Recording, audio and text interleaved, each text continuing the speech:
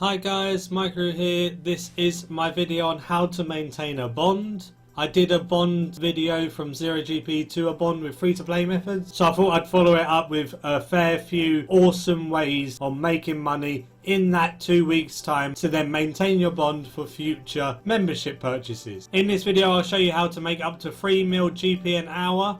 I will cover daily runs, I'll cover some herb runs, I'll cover Slayer and a couple of other useful methods that I've covered before in other videos that make insane amounts of money for low requirement. I will also have links in the description of all of my previous money making guides, so if there's a method in this video that you're not keen of, you can take a look at my other money making guides and maybe there will be a method. But enough about that. If you need any external links, they'll be in the description, so let's go. First up, I want to talk about my daily runs. You can profit 20 to 40 mil in a bond's 2 weeks duration.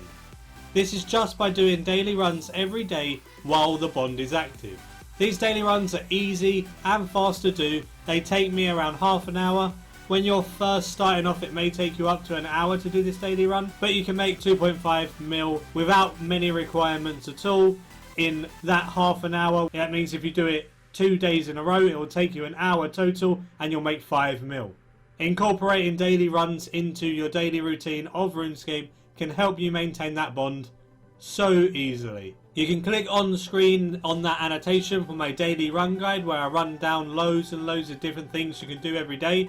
I can't really include it in this video as it will make the video too long, so I thought I'd give the link on screen for you if you're interested in that. There'll also be a link in the description. One of the most consistent money makers in the whole of Runescape is Slayer. At level 75 plus Slayer, it becomes crazy good money and great combat XP alongside the GP.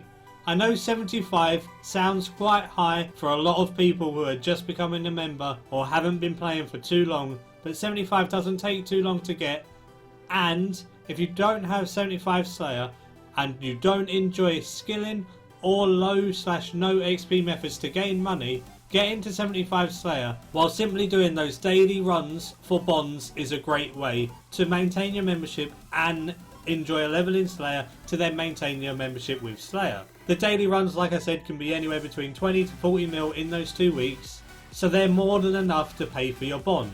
Then you can just freely slay for the rest of your time on RuneScape, get into 75, so then you can do your bonds that way. Once you're 75 plus Slayer, this unlocks the first amazing and consistent GP task you will receive.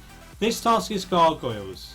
From this point onwards you start unlocking some insane tasks such as Abyssal Demons, Aerits, etc. Gargoyles is 2 to 3 mil GP an hour just because of the sheer amount of rune, addy and gems they drop. You can use your gem bag from dungeoneering that only costs a couple of tokens, so you barely need to do any dungeoneering at all to get that. So even if you wanted to farm them at 75 Slayer for a while to make loads of money to stock up some bonds, it's another good way to do so. So if you really like combat skills and you want to maintain your bonds still, daily runs and Slayer sounds like a great way. Next up is herb runs. At level 38 plus farming, you can plant Toadflax.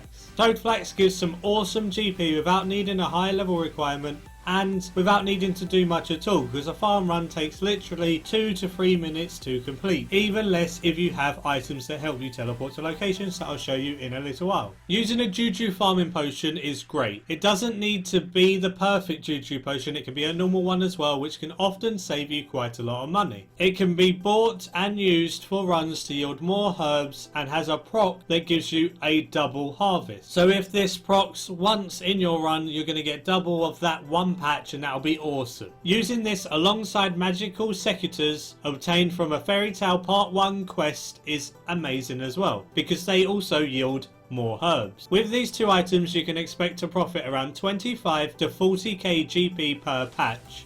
You can farm 4 patches with no requirements and 2 more after Plague's End and My Arm's Big Adventure quests are complete. I will add a useful wiki link in the description for the locations of farming patches and where they are on the map. Even though I'll show them to you in a minute, I personally don't do the Trollheim one, which is unlocked by My Arm's Big Adventure, and sometimes having a reference is also nice when you're doing your runs. Also, after the Easy Wilderness Diaries, You can then farm bloodweeds in the wilderness. There is one patch which is another 60 to 90k GP profit per time you harvest the patch.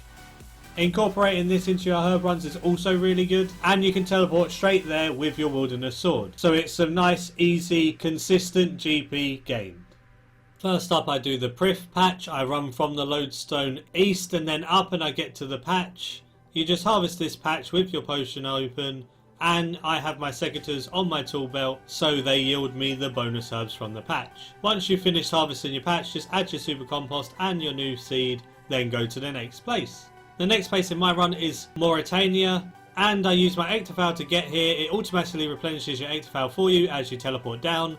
Then you just run over to the patch, nice and easy to get there. Harvest all of the different herbs from that patch, use your super compost, use your seed, and then off to the next one. The next one I go to is Cafferby, so you just run up from that lodestone, harvest those herbs at the patch. You can also use the tool leprechaun to note your herbs that you harvest by using them on him. The next patch I do is the RD one, so I just use the lodestone to Ardoin and then run over. As you can see, my herb's dead, but if you have one dead in all of your 5 patches or however many you do, then that's no biggie. The last one is the one just underneath Falador. You can use your Explorer's Ring to teleport to the Cabbage Patch if you have it. If not, you can just use the Drain or Lodestone and run from there. You can also use Viswax to instantly teleport to the Lodestones like I did in this video. I thought I'd include making mahogany planks in this video as it requires nothing at all except for a little tiny bit of GP that you can easily get from a daily run. You can make around 200 to 300 GP per plank, which then is a consistent way of making 2 million GP in an hour. You make 2 million GP in an hour because you can make 8,000 planks doing it this way with a portable sawmill. You can join the friends chat portables to find a sawmill so you don't have to pay for them yourself. And all you got to do is have a preset of a whole inventory of mahogany logs, turn over, make planks on the sawmill, type in a number that's 28 or over, so I just type in 99, then you say OK and it makes them, and it costs 1,350 GP per make of a log into a plank. So let's say if you're paying 500 GP a log and it's 1,350 to transform it, and then you sell the plank for 2.1k, this means you're making 250 GP a plank and you make 28 in the inventory. The money adds up so quickly doing this because you can make so many.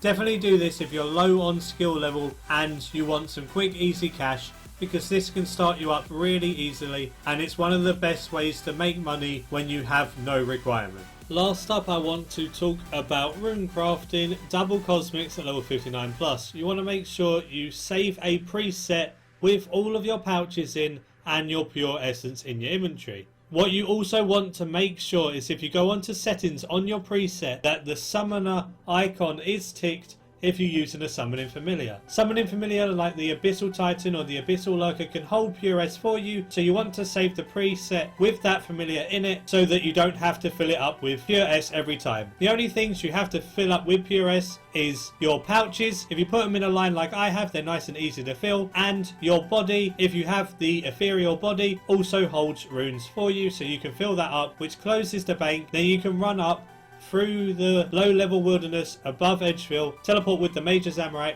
look for a nice easy way into the centre.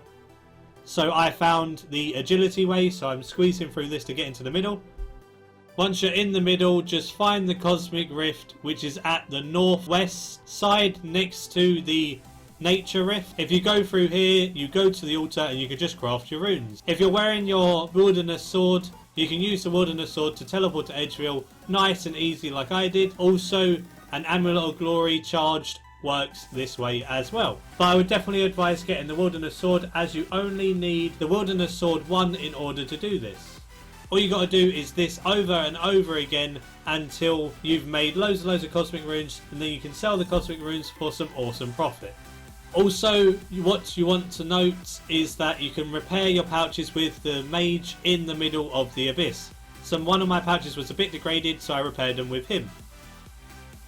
I just want to say thank you guys so much for your support. This channel is growing way faster than I ever thought it would have. I'm trying my best to give you as best content as I can, striving my hardest to get better and better every video. So let me know in the comments below if there's any future videos you'd like to see, any improvements I could make, or anything of that manner. Thanks for watching, guys. Give it a like if you enjoyed, please, and subscribe if you're new for future content like this or other guides or series if you're liking what you're watching. You can also join my friends chat Maikeru if you fancy chatting with me or anyone else in there. Also, Goblin Slayers, my clan, is open to anyone and everyone.